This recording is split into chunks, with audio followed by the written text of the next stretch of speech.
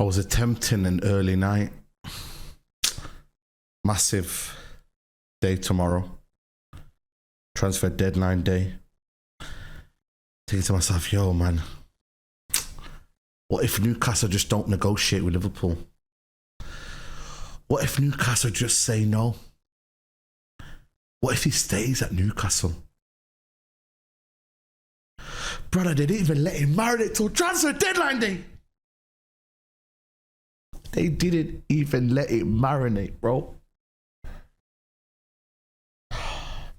Here we go. You see some things in life, yeah? You keep brushing them under the carpet. You keep not dealing with the issue. I knew Isak was coming, but in the back of my head, I was saying, yo, there's a one chance. There's a glimmer of hope that he doesn't join Liverpool. For whatever it is, the fax machine. I don't know. Newcastle are just adamant. But Liverpool have played an absolute blinder. They've been in control from the off. Isak has got his dream move. Liverpool, title's done. Title, khalas. I don't care what anybody says. The title is over. Man City don't know if they're going to do anything. Them anyway. Arsenal, look at Arteta. Look at Arteta, bro. Without Isak, isn't brave enough to go to Anfield and win. Chelsea is just... Brother, I just think they're a cup team. I don't know if they can do it. You know what I'm saying? I don't know if Chelsea really can win a title. Who else is there, bro? They're going back to back, aren't they? They're going back to back, man. They're going back to back, aren't they? Oh, gosh, man. They've done it. They've actually gone and done it. And you know what? Richard Hughes, Michael Edwards, the summer window they've had, you might as well give them a statue outside of Anfield. Alexander Isak to Liverpool, here we go. It felt like it was going to happen, but nobody knew for 100% sure if it was going to happen. This is the guy that Newcastle were like, not for sale, untouchable. This is the guy that just seemed impossible to get. Liverpool went and got Ekatike. I thought that meant Isak's completely off. They shut the door to Isak. Newcastle were like, not for sale. They got Ekatike, they got Florian Wirtz, and they got Isak in the same summer. They're going to get Gay for a little bit more than they sold Kwanzaa for. Kirkez and Frimpong coming in. Leone, the young centre-back, coming in. That is a 10 out of 10 window for Liverpool. When you look at the sales of Nunez and Diaz, I don't think I've seen a better window in world football than this window from Liverpool. 125 million apparently, with some, I don't know what the extra 5 million's for. Considering Newcastle wanted 150 as well, I think that's a good price for Liverpool, and I think he's worth every penny. And I'm going to break down in today's video, but he is one of the most complete strikers in football. He is an elite level striker, and Liverpool have done it. They've signed Isak. They're probably going to get Gay in. It sucks as a Manchester United fan. I want number 21. I want number 21 before Liverpool. I feel like the one thing we have left is having the most Premier League titles. It's now the joint most. City have equalled the treble and the 3-peat, and they've done better with the 4-peat. Liverpool, they're going to get 21. They're going to get 21. They're going to win the league. I could just feel it. Unless a big injury happens to like a Gravenberch or a Van Dijk, I think it's inevitable. The quality that they have.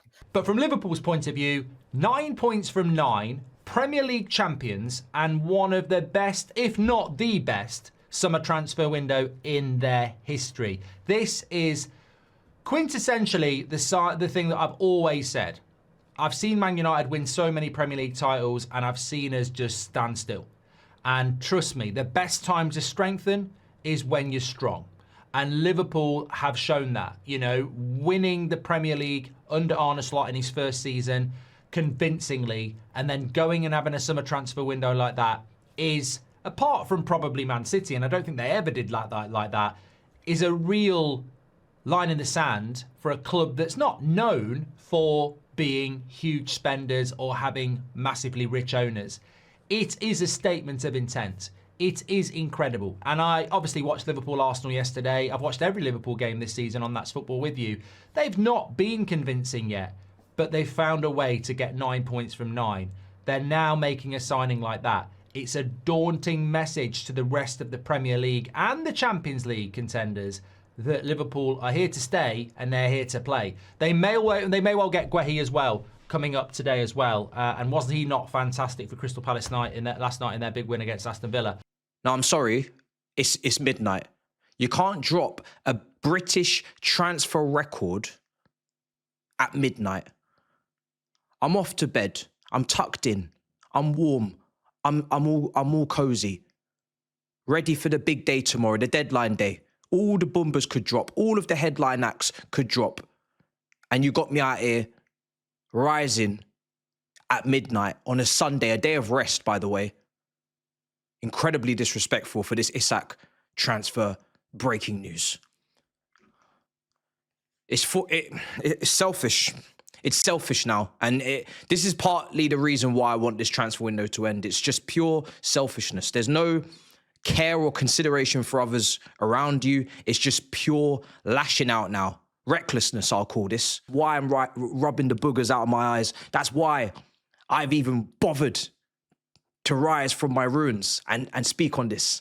Because it is big news. It does shift the landscape of the league a little bit. It does change the perplexion of the title race a little bit. It does. Because this is a guaranteed gunman. That's what it is.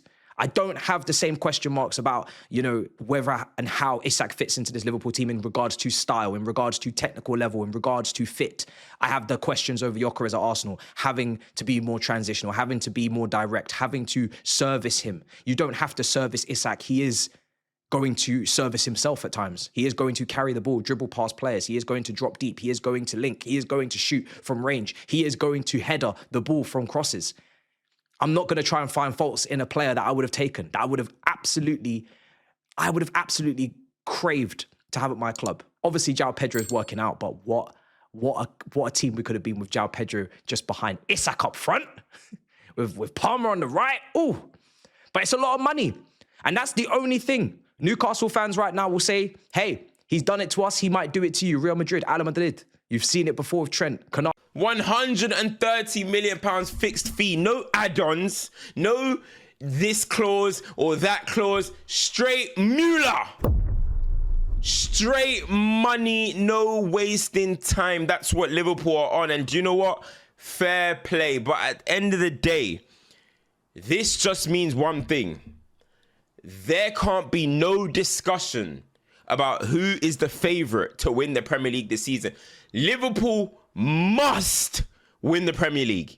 There's not even a debate. They have broken the transfer window twice. They have broken the transfer record twice. In one window, Florian Wirtz and Alexander Isak. That is incredible, especially after winning the Premier League. What more can you ask for if you're a Liverpool fan? You just win the Premier League and your board go and get you Hugo Ekitike, Florian Wirtz, and Alexander Isak to your attack. What a time to be alive for Liverpool. What is Isak actually going to look like at Liverpool? You know what? Firstly, this was one of my favourite celebrations. Fuck out of here. I ain't gonna like it no more. I'm not gonna lie, I'm not gonna like it.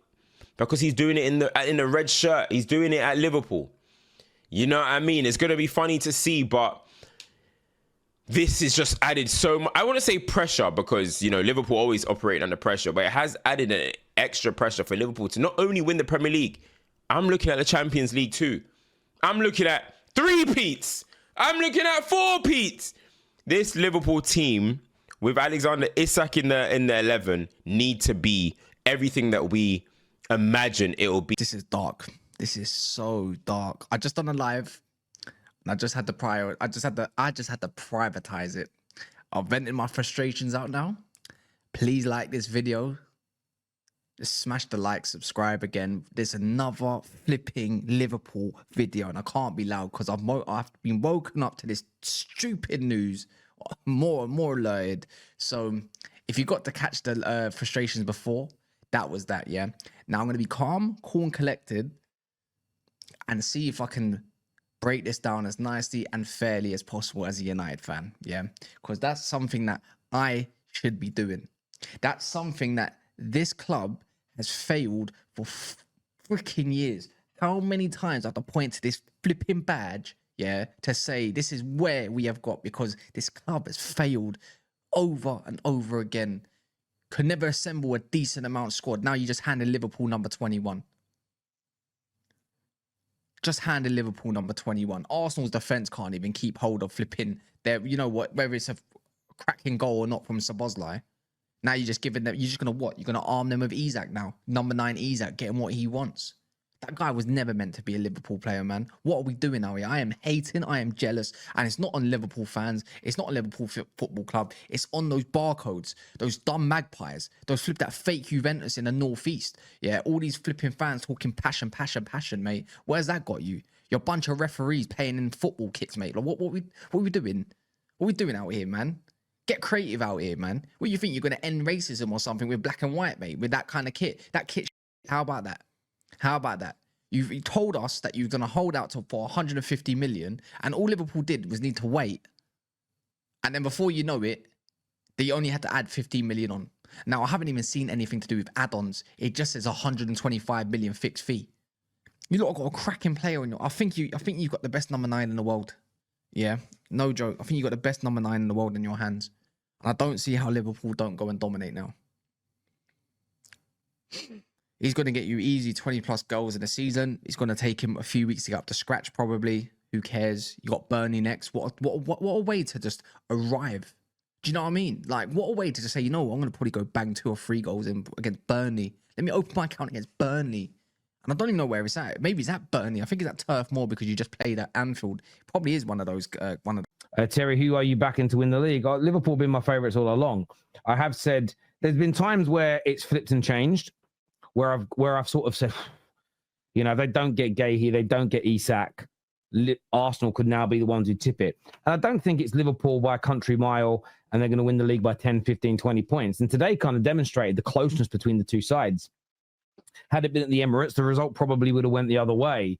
But Liverpool have to be the favourites. And the biggest reason, it isn't just the Isak signing, which is now complete. It's also the element of experience and know-how of getting over the line. You know, I have to side with Liverpool on this.